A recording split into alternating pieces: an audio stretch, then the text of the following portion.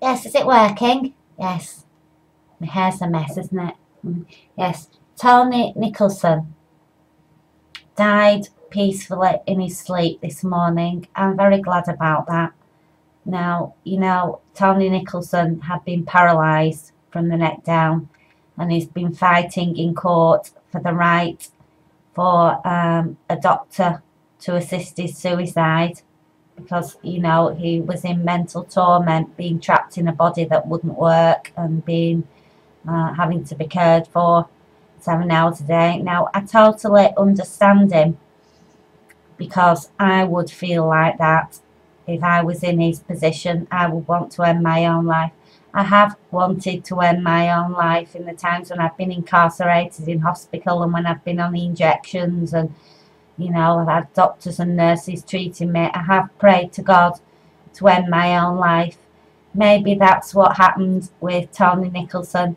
Maybe he went to the Supreme Court in heaven and asked God to help him rather than the doctors. However, saying that, I am glad he has lost his case. He lost his case in court because what starts with one disabled man begging for mercy could very soon end with doctors killing everybody who is abnormal. Now, you might think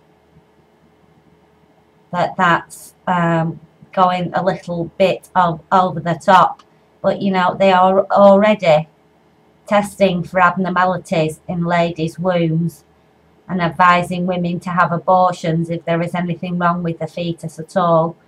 So, it could very soon, if you give doctors the power to assist suicide, it could very end up with doctors putting everybody to death as soon as they become disabled or as soon as they have an abnormality. When the asylums were open, the doctors used to advise people's relatives to just put them in hospital and forget about them if they had anything wrong with them whatsoever.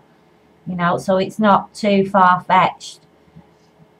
So although I am glad that Tony Nicholson finally got his wish and he's resting in peace, I know how horrible it is being forced to live when you don't want to live anymore.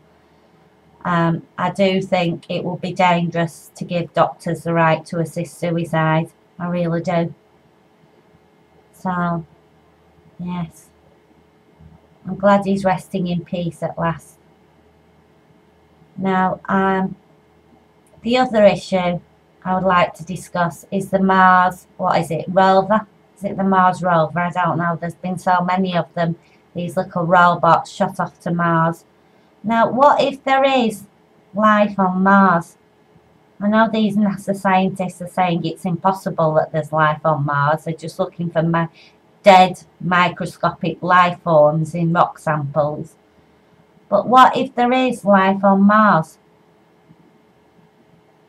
They would think that we had sent a robot to spy on them, wouldn't they? Quite rightly.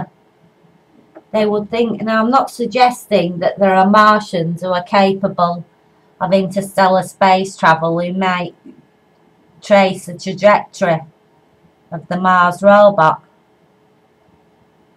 But there could be some rudimentary intelligent life forms walking on Mars who could be extremely freaked by a little trundling robot wandering around the planet taking pictures.